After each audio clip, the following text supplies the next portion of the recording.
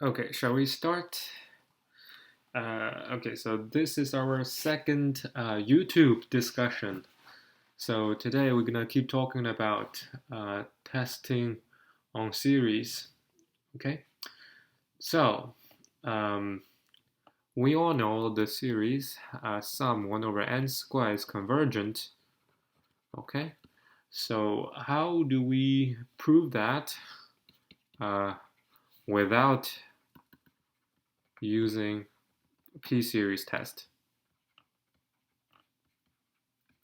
Okay, so here we're gonna use the limit comparison test. So which series we're gonna compare with? So we use limit comparison with this series, sum 1 over n times n plus 1.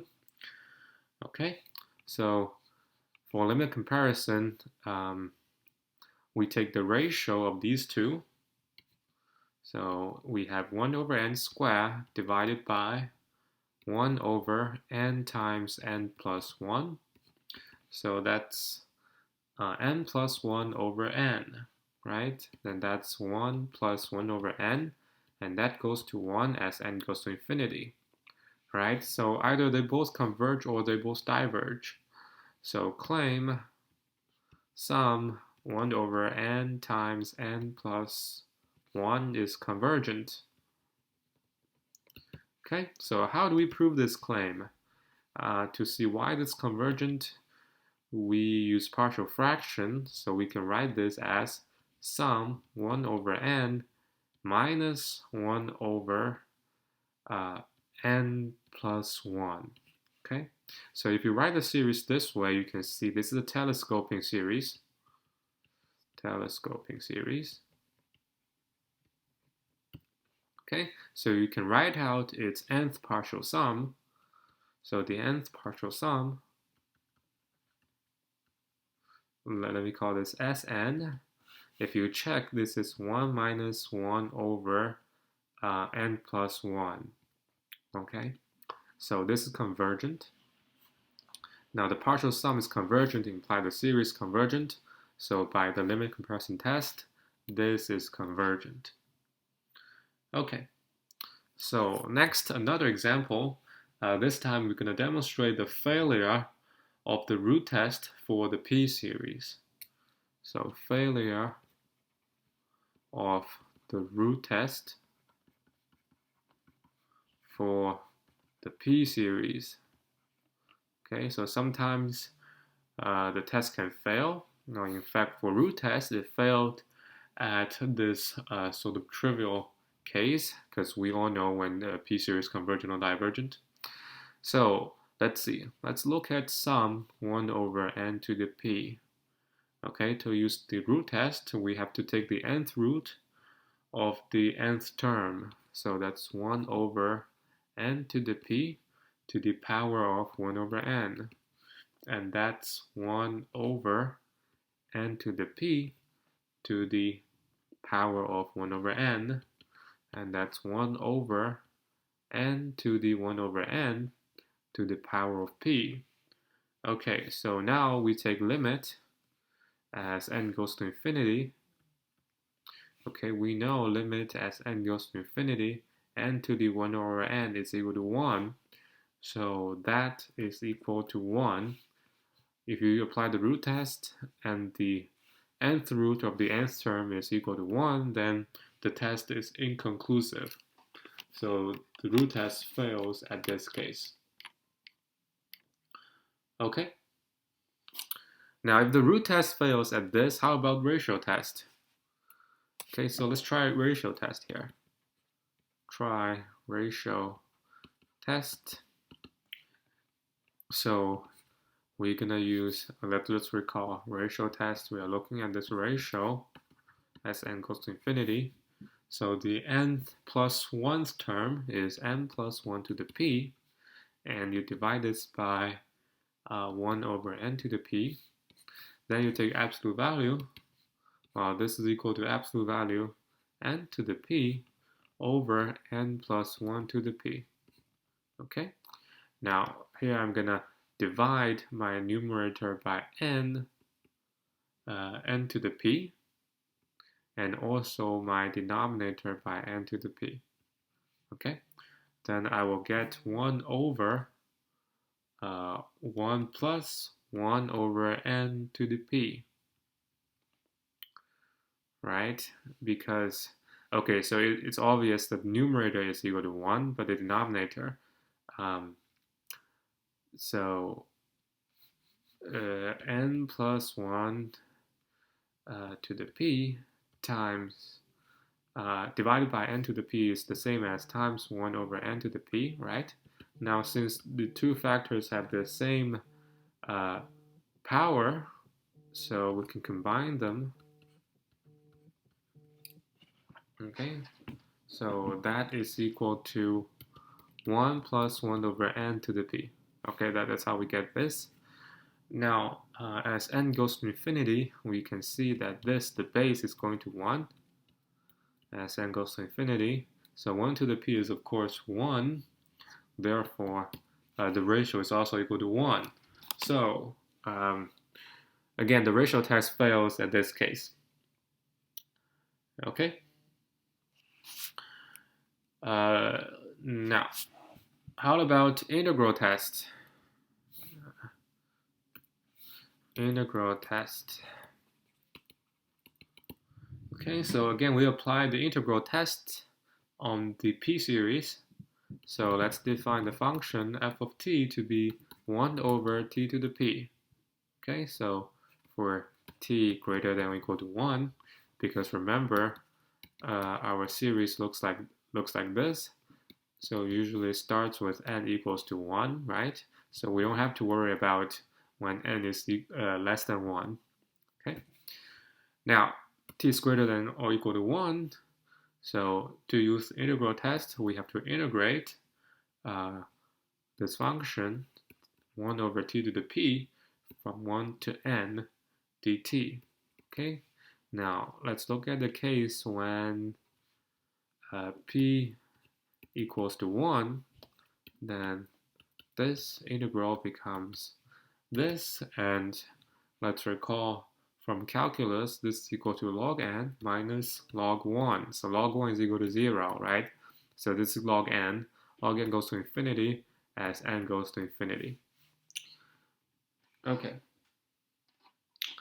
Now, when p is not equal to 1, this integral from 1 to n, 1 over t to the p dt, that's equal to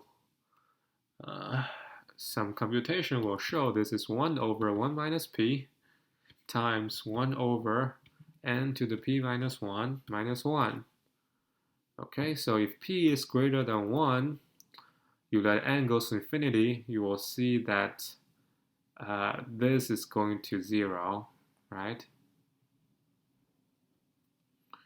If this is going to 0, then this thing is going to minus 1, right? And minus 1 times this is finite, so the whole thing is finite. Therefore, by the integral test, the series is convergent. Okay, so next we look at another test. We call this Rabi's test. Okay, so what does it say? Let x be a sequence. So x is a sequence, big X. So the small xn's are the terms. Be a sequence of non-zero real numbers. Non-zero real numbers. So part A, if there exists a number a greater than 1 and k a natural number such that the ratio is less than or equal to 1 minus a over n for n greater than or equal to k, then the series is absolutely convergent. Okay, so we can see that Rabi's test can be think of as a relaxation or a stronger test for of ratio test, right? Because as we can see, if n goes to infinity, then this term on the right-hand side is equal to 1. If we use the ratio test, then the ratio test is inconclusive, right? But if we can show it's less than 1 minus a to the a over n, then use Rabi's test, we can still conclude it's absolutely convergent. Okay, so part B, if there exists a less than or equal to 1 and k in n, k is a natural number, such that the ratio is greater than or equal to 1 minus a over n for n greater than or equal to k, then the series is not absolutely convergent. Okay, so we didn't say the series divergent. It can still converge, but it's not absolutely convergent.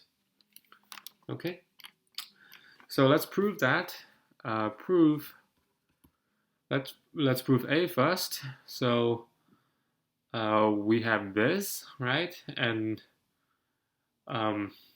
so we're going to clear the denominator and rearrange the terms and replace n by k, a small k.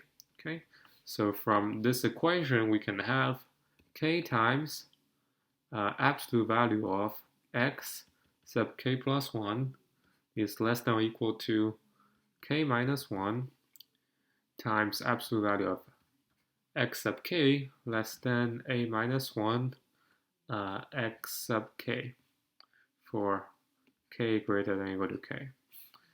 Okay, so there's really nothing magical here. You just clear the denominator and rearrange the terms, replace n by k. That's what you're gonna get.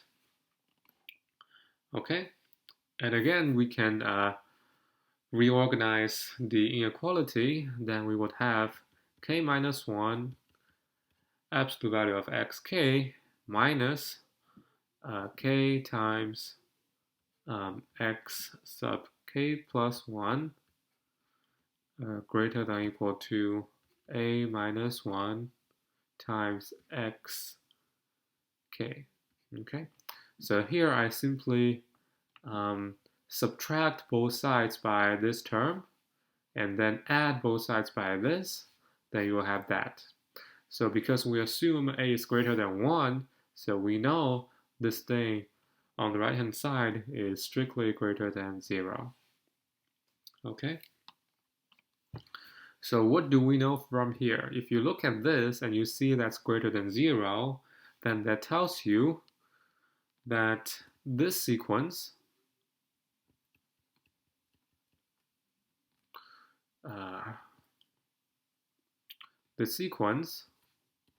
is decreasing, right? It's decreasing for k greater than or equal to k.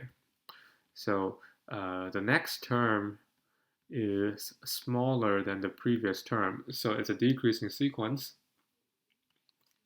Okay, so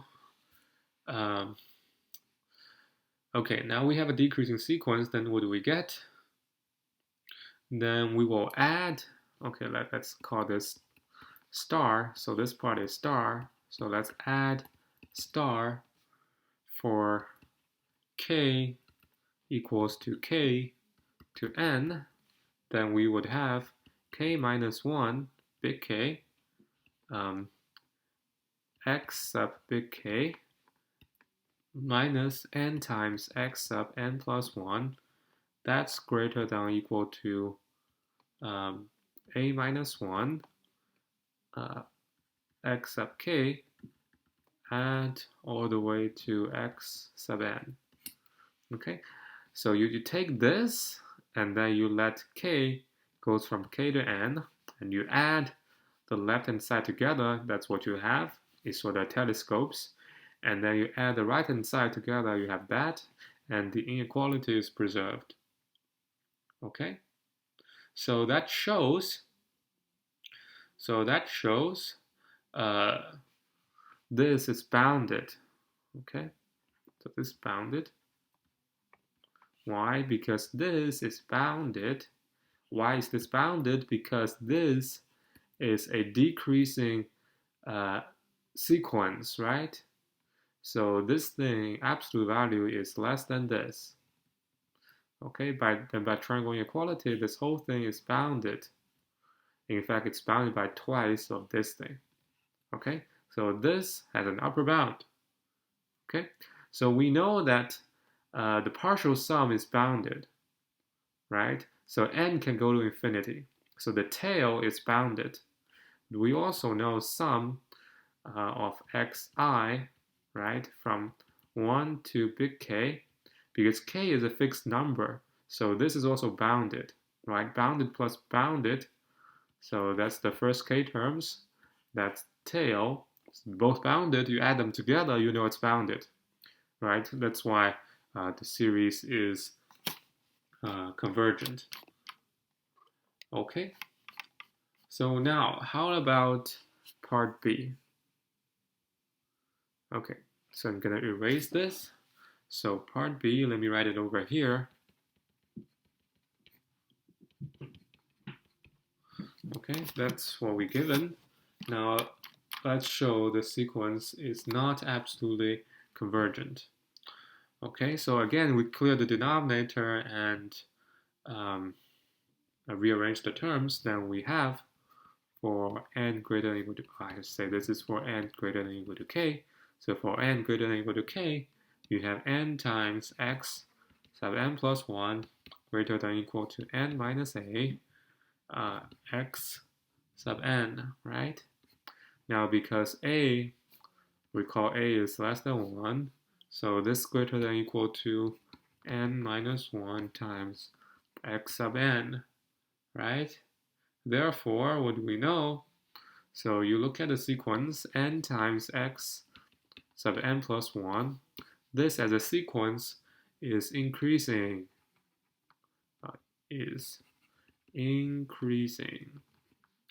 for n greater than or equal to k, right? Okay, so and there exists a number c greater than 0 such that xn plus 1 is greater than c over n, right? So this is increasing.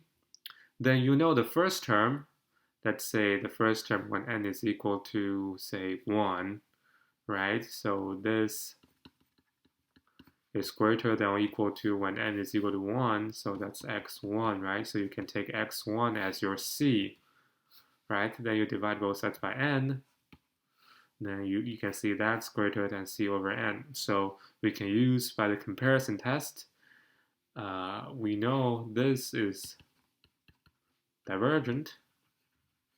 That implies this is also divergent. Okay, so that finishes the proof. All right. Okay, so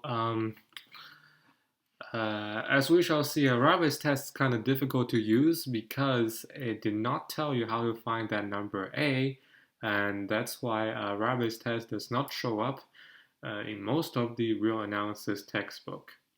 So in practice, how do we use Rabbit's test? So here we first state a corollary. So let x be a sequence, be a non-zero sequence in R, and let a be this number. So limit as n goes to infinity, n times 1 minus x n plus 1 over xn. So whenever this limit exists, then some xn is absolutely convergent when a is greater than 1 and is not absolutely convergent when a is less than 1. So let's see.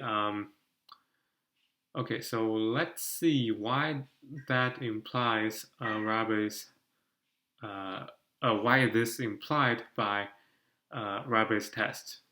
Okay, so if a1 is any number between a and 1, then by definition of the limit, there exists. So we first look at this case, right?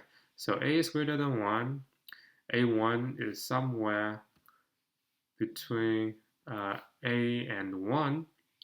So there exists a k such that n times 1 minus xn plus 1 over xn is greater than a1 for n greater than k, right? So a1 is greater than 1, so by so if we rearrange that, xn plus 1 over xn is less than 1 minus a1 over n. Now a1 is greater than 1, so by Rabi's test, this is convergent.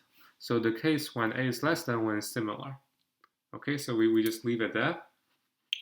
All right, so last time, well, I shouldn't say last time, but in the previous slides, we showed that we cannot use a ratio test to prove the convergence of p series when p is greater than 1, right? So we also mentioned that Rabi's test is stronger and can be viewed as an extension of ratio test. So let's see if Rabi's test can get the job done here. All right, so we apply Rabi's on p series. Okay, so we use that corollary. So a is limit as n goes to infinity, n minus 1 minus n to the p over n plus 1 to the p. Okay, so this is equal to limit n plus 1 to the p minus n to the p over n plus 1 to the p. Right? So this is equal to limit. In the numerator, we have 1 plus 1 over n to the p minus 1. In the denominator, we have 1 over n, and that whole thing times 1 over 1 plus 1 over n p. Okay, so what I did over here is I divide both the numerator and denominator by n to the p. Okay, and this multiplied by n is the same as divided by 1 over n. All right, so the limit on the left-hand side is equal to, what is that equal to? That equals to p. Okay, so this is equal to p, and this is equal to 1. Okay, so there's no question on that is equal to 1 when n goes to infinity. So why is this limit equal to p? So here, remember, n goes to infinity. right? So when n goes to infinity, so your numerator is going to 0 and your denominator is also going to 0. So what do we do here? So in this case, we can use L'Hopital's rule, right? L'Hopital's. So if you use the L'Hopital's rule and you work out the details, right, you differentiate with respect to n and use your knowledge of calculus, you will find this limit is indeed equal to p. Okay, so if p is greater than 1, then the p series is convergent by the corollary that we just stated. And if p is greater than 0 but less than 1, the series is divergent also by that corollary. Okay? All right.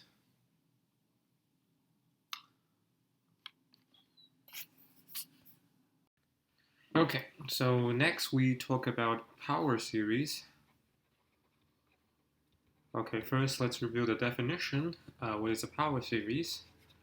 Definition: a series of real functions, some Fn is said to be a power series around x is equal to c if the function Fn has the form Fnx is equal to an x minus c to the n. So here an and c are both real numbers, and n is 0, 1, 2, 3, etc. Okay? So most of the time, for sake of simplicity, we will set c equals to 0. Okay? All right. Okay, so a concept related to a power series very important is the radius of convergence. So definition, what is the radius of convergence? So let sum an xn be a power series,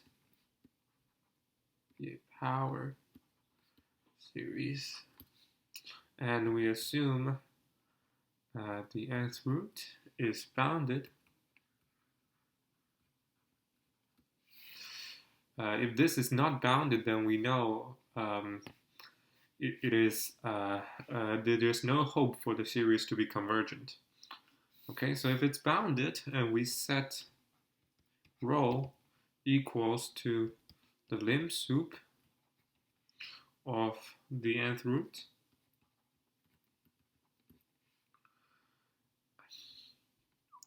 okay, so if this is not bounded, then we will set rho is equal to infinity. Okay, so first of all, we see that this is a sequence, right? For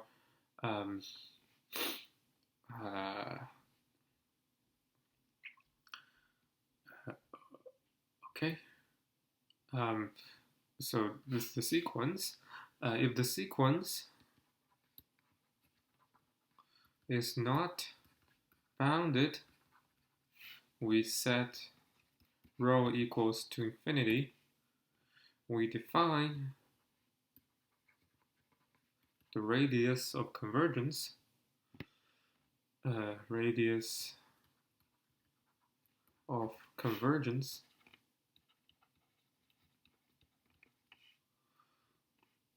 of the series to be the following. So r is equal to 0. If rho is equal to infinity, it's equal to 1 over rho if rho is between 0 and infinity. It's equal to infinity if rho is equal to 0. Okay? So the interval of convergence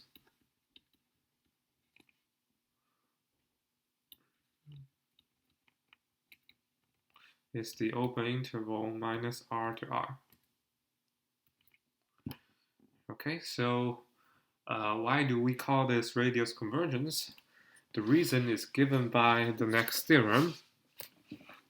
So theorem, it's the Cauchy-Hadamard theorem. Cauchy-Hadamard theorem. So what does they say? Totally as expected. If R is the radius, I'll just write this as ROC of the power series, sum an xn, then the series is absolutely convergent if the absolute value of x is less than R. Okay, and is divergent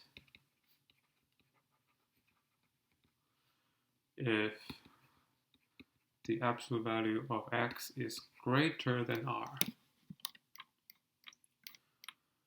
Okay, so how do we prove this?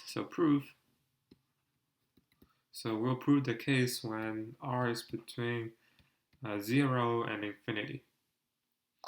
Okay, so we'll just prove this special case, not really the special case, but the more general case. So when R is equal to 0 or infinity, that's relatively easier, so that I leave that as an exercise. Okay, so if 0 is between absolute value of x and R, then there exists a positive number c. Okay, so there exists a c less than 1 and greater than 0, such that x absolute value is less than CR, right? So therefore, rho is less than C over absolute value of x, right? So this is by definition, we recall that rho is equal to 1 over R. Okay, so it follows that if n is large, then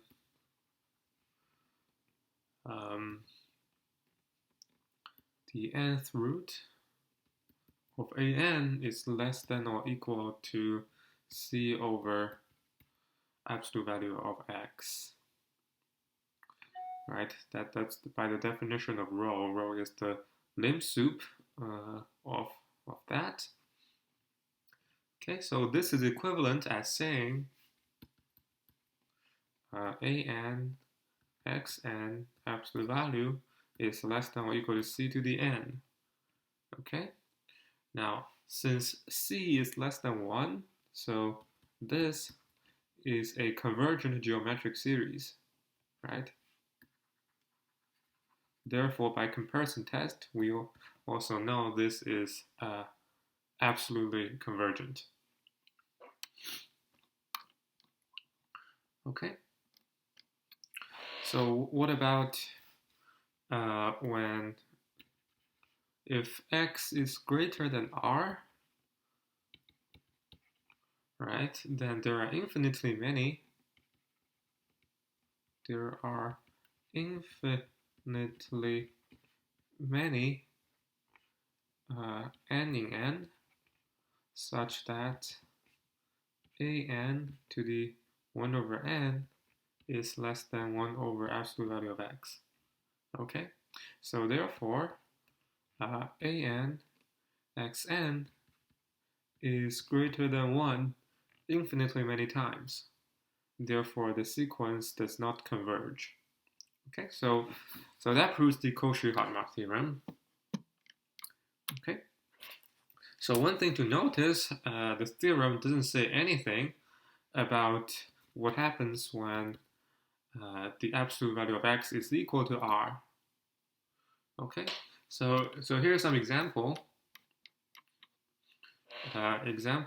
So if this is equal, so if you are at the boundary of the interval convergence, then anything can happen. Okay. All right. So so let's see. For example, let's look at the series sum of xn and sum 1 over n xn and sum 1 over n square xn. Okay. So now since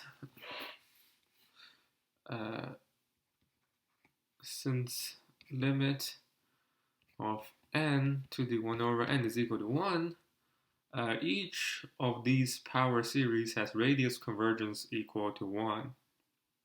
Okay, so for this,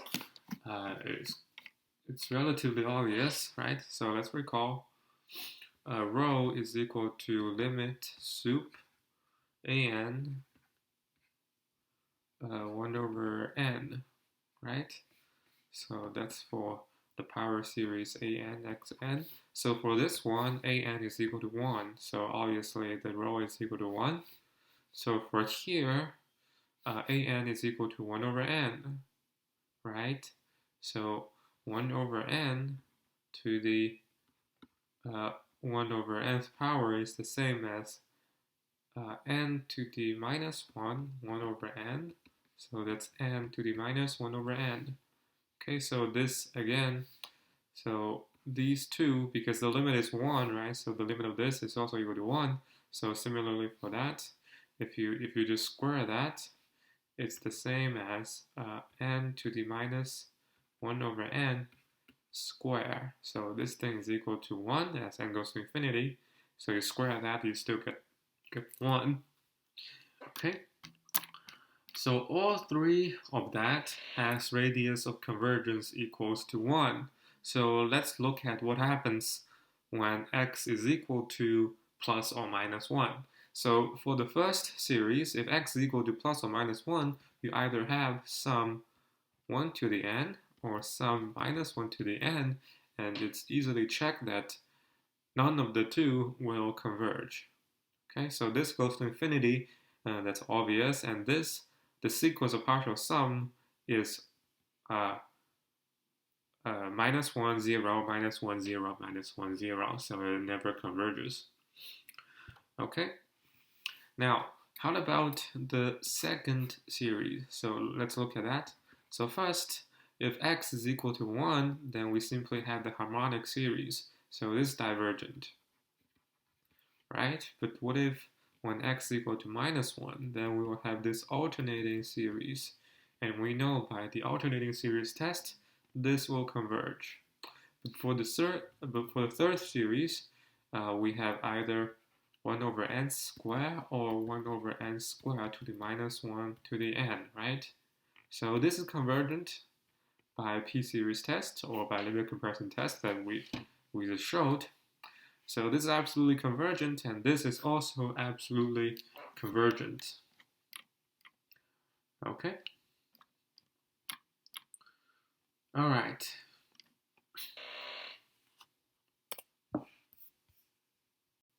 Okay, so next you might ask, why do we care about power series? The reason that we care about power series is we can expand a function as a power series, and if we want to differentiate or integrate that function, we can differentiate or integrate the corresponding power series. And integrating a power series or differentiating a power series easy because you can just do that term by term. So let me just summarize that into two theorems. Okay, so theorem.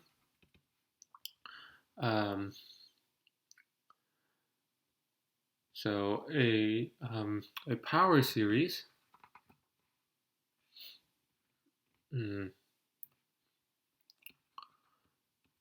can be integrated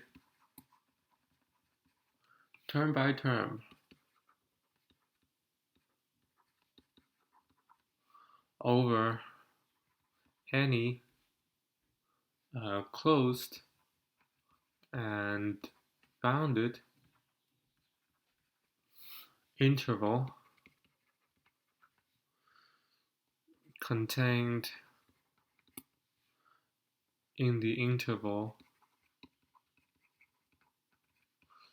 of convergence.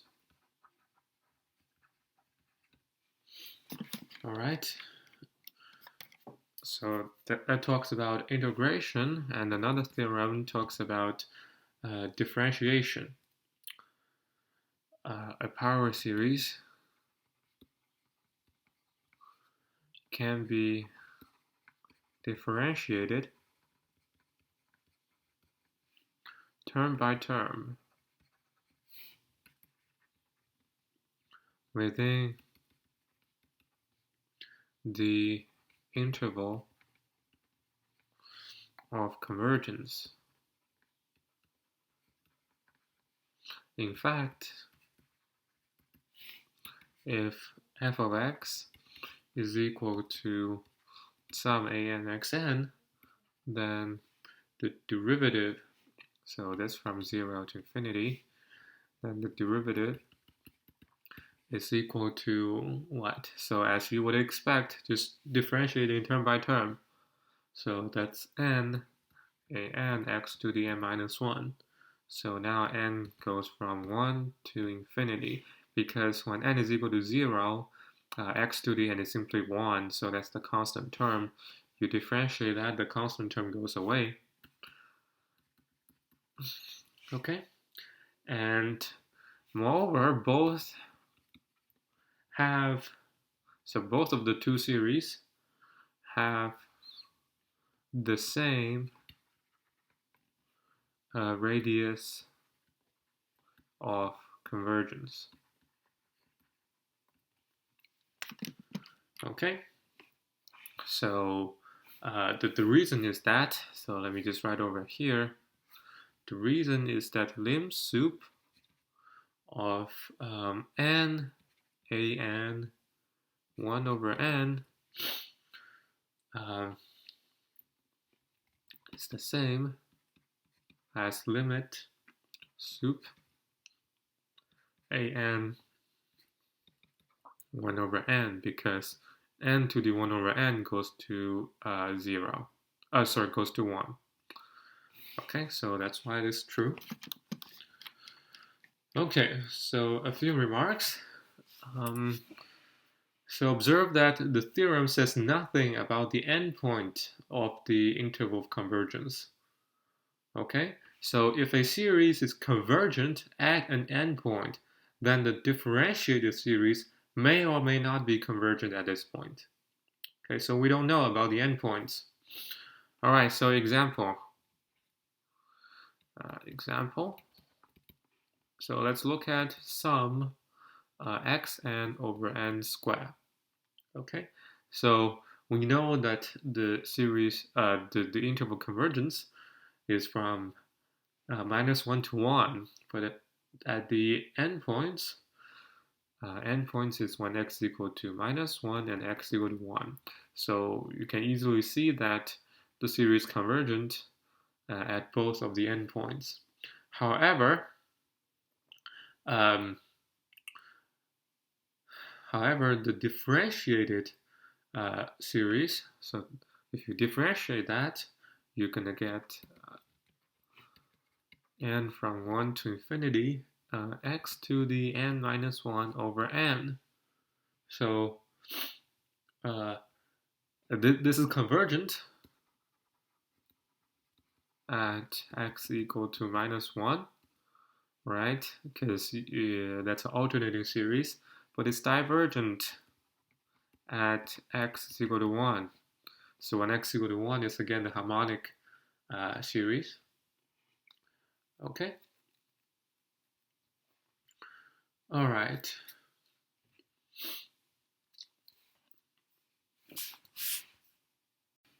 Okay, so next question naturally arises is, so if power series is useful, then how do we write a function as a power series?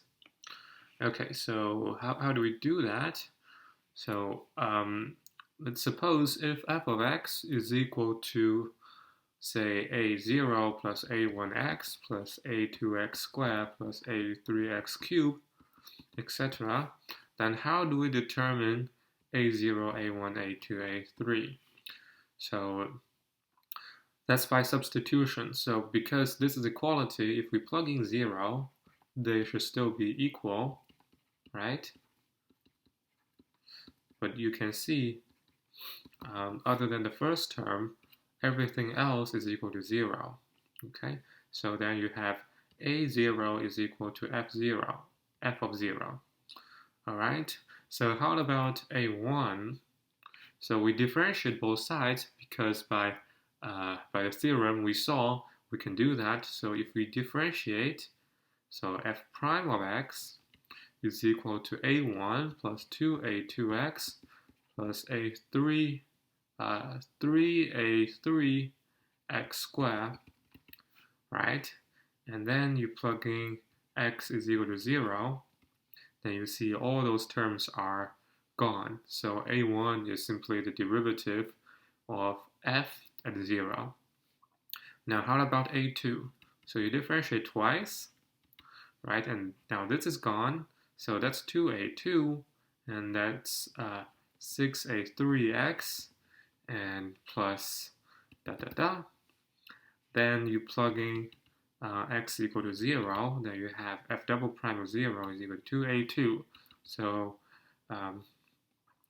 a2 is equal to f double prime 0 over 2. So how about a3?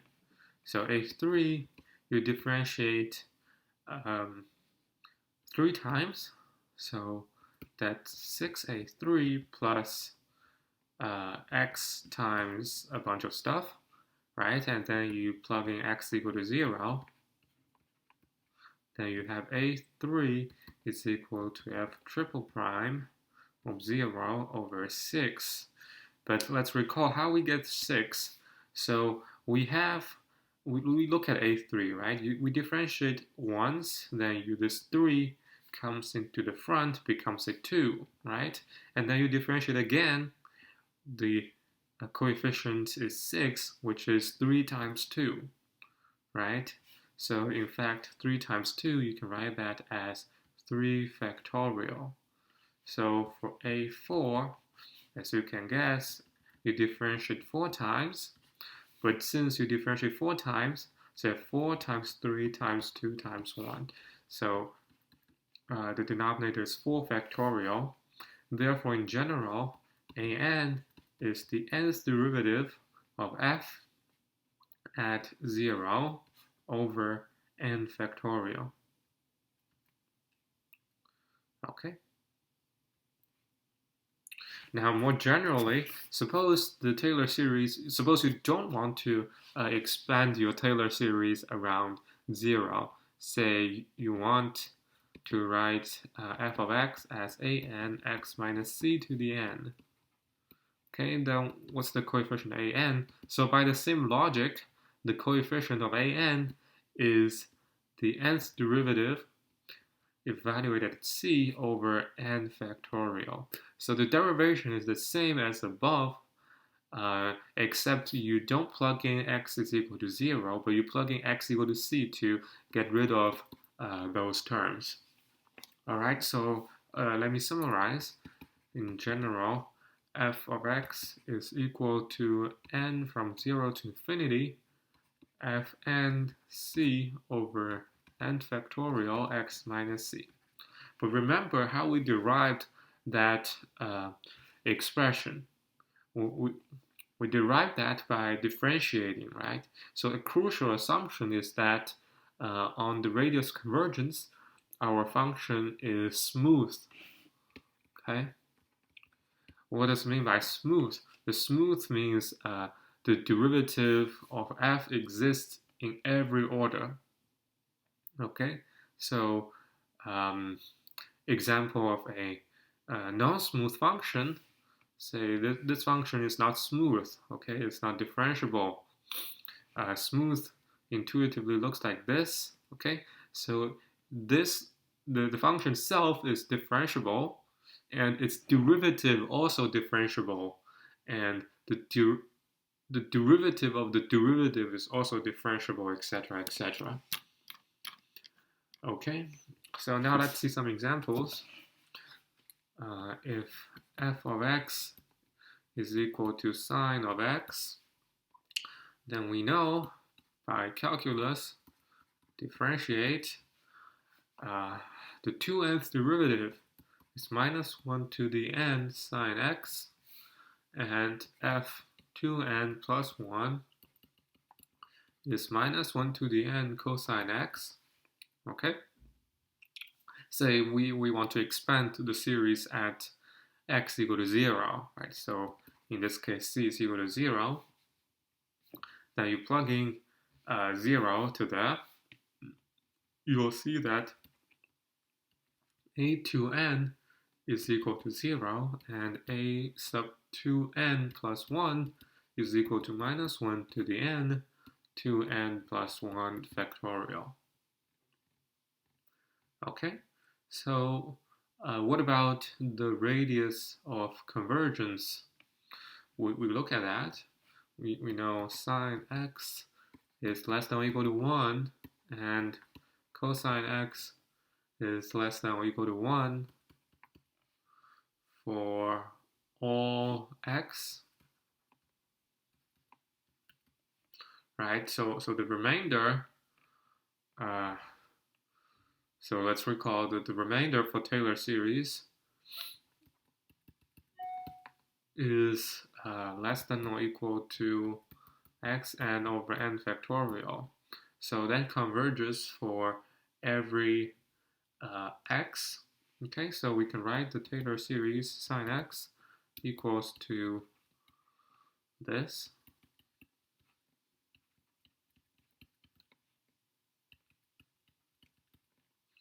Okay, so what about the series for cosine x? So we don't have to do this all over again. By the differentiating theorem, cosine is the derivative of sine. So we simply differentiate this whole thing. So cosine x is equal to sum n from 0 to infinity minus 1 n over 2n factorial x to the 2n. Okay. All right. So what about our next example? What about g of x is equal to e to the x? So we know you differentiate e to the x, you get it back to itself, right? And then if you plug in, so if we want to expand the series at c is equal to 0, then you plug in x is equal to 0 there, then you know an is equal to 1 over n factorial. So e to the x is equal to sum 0 to infinity 1 over n factorial x to the n. Okay, so what about the Taylor expansion at c? C is not necessarily 0. So here is the expansion at x equal to 0. What about x equal to c? So let's see. So e to the x, let's observe, is equal to e to the c times e to the x minus c, right? So this is e to the c sum n from 0 to infinity. Now we expand x minus c, so you replace x by x minus c. So that's 1 over n factorial x minus c to the n. Okay, so then you multiply everything by e to the c.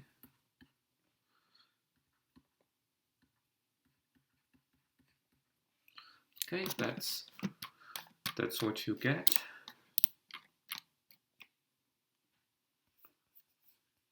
Alright, so next let's do some exercise. So find the radius of convergence for the following power series. So first, sum n cube z to the n. So let's recall the radius of convergence is what? So radius convergence expressed as lim sup, right? So radius convergence.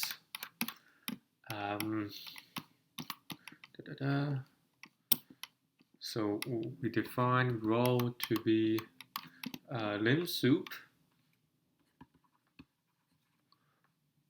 an 1 over n, right? And then r is equal to 1 over rho.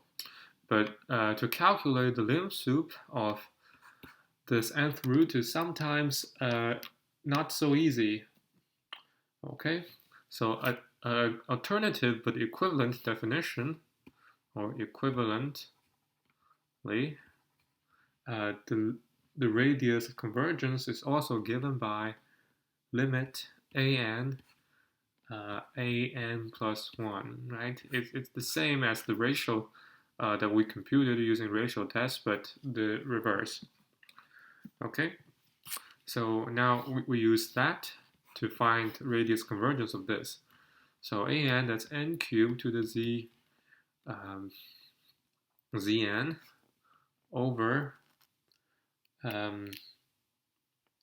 oops, sorry, there's no zn, that's an, right?